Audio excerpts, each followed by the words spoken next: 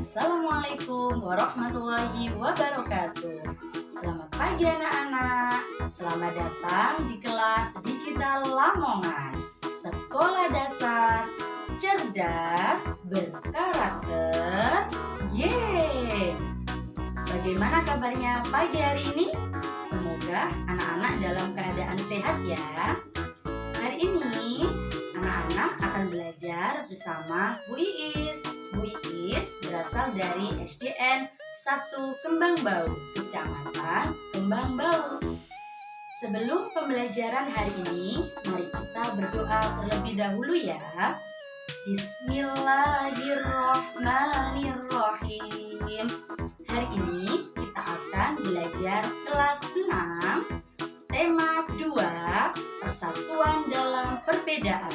Subtema 3, bersatu kita teguh, pembelajaran 5. Tujuan pembelajaran hari ini yaitu sebagai berikut.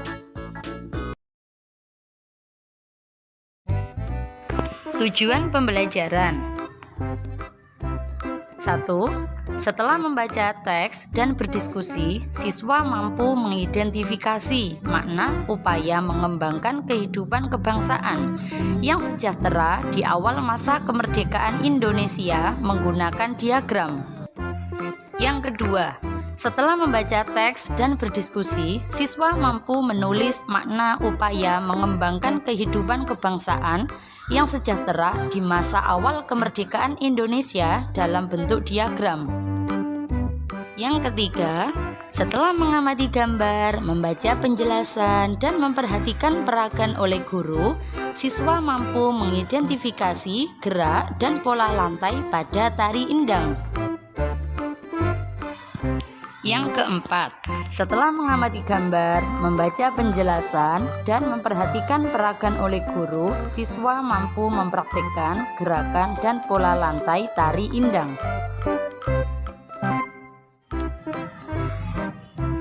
Silakan diamati di teks. Bersatu kita teguh adalah semboyan bangsa Indonesia dalam mewujudkan persatuan dan kesatuan. Apakah kamu masih ingat arti dari semboyan tersebut? Apa makna semboyan tersebut jika dikaitkan dengan makna upaya mengembangkan kesejahteraan rakyat di awal masa kemerdekaan Indonesia? Ayo kita cari tahu bersama ya. Upaya bangsa Indonesia meningkatkan kesejahteraan rakyat di awal masa kemerdekaan Indonesia. Pada awal berdirinya Republik Indonesia, keadaan ekonomi Indonesia sangat buruk. Hal ini disebabkan oleh berbagai hal, di antaranya harga barang-barang mahal akibat inflasi dan adanya blokade ekonomi oleh Belanda atau Nika.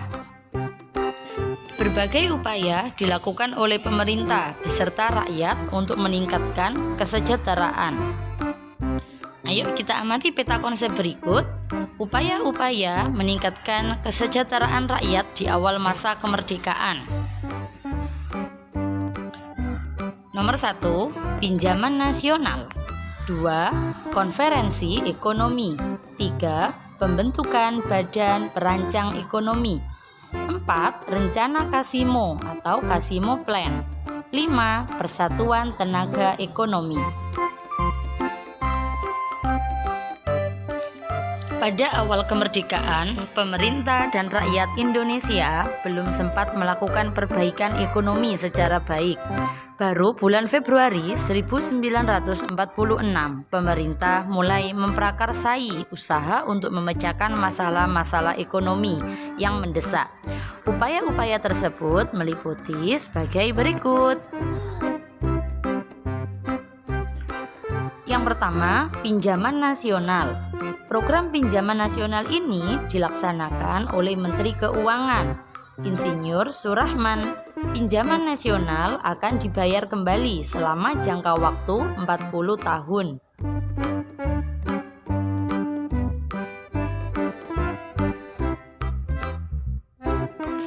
Yang kedua, konferensi ekonomi. Konferensi ini dihadiri oleh para cendekiawan, para gubernur, dan para pejabat lainnya yang bertanggung jawab langsung mengenai masalah ekonomi di Jawa. Konferensi ini dipimpin oleh Menteri Kemakmuran, Insinyur Darmawan Mangunkusumo. Tujuan konferensi ini untuk memperoleh kesepakatan yang bulat dalam menanggulangi masalah-masalah ekonomi yang mendesak, seperti masalah produksi dan distribusi makanan, sandang, serta status dan administrasi perkebunan.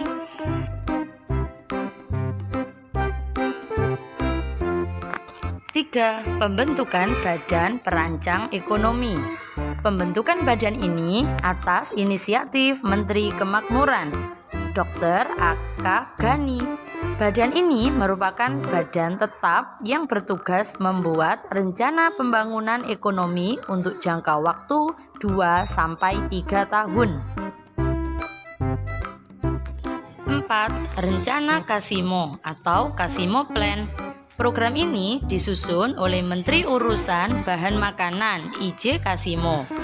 Program ini berupa rencana produksi 3 tahun 1948 sampai 1950 mengenai usaha swasembada pangan dengan beberapa petunjuk pelaksanaan yang praktis.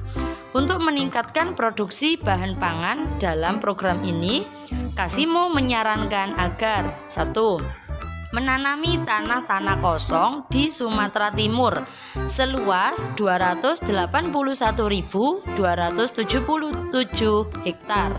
Kedua, di Jawa dilakukan intensifikasi dengan menanam bibit unggul. 3. Pencegahan penyembelihan hewan-hewan yang berperan penting bagi produksi pangan. 4. Di setiap desa dibentuk kebun-kebun bibit. 5. Transmigrasi. 5. Persatuan Tenaga Ekonomi. Organisasi yang dipimpin BR Motik ini bertujuan untuk mengingatkan kembali partisipasi pengusaha swasta. Dengan dibentuknya PT juga diharapkan dapat dan melenyapkan individualisasi di kalangan organisasi pedagang sehingga dapat memperkokoh ketahanan ekonomi bangsa Indonesia. Selanjutnya, kamu akan bekerja sama dengan menampilkan tari indang. Apakah kamu masih ingat gerakan dan pola lantai yang telah kamu pelajari sebelumnya?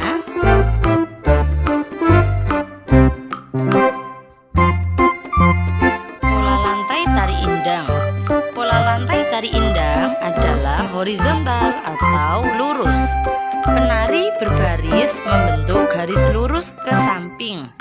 Tari indang berasal dari daerah Minangkabau, Sumatera Barat. Tari indang berasal dari kata indang atau disebut juga badindin. Tari indang menyerupai tari saman yang berasal dari Aceh.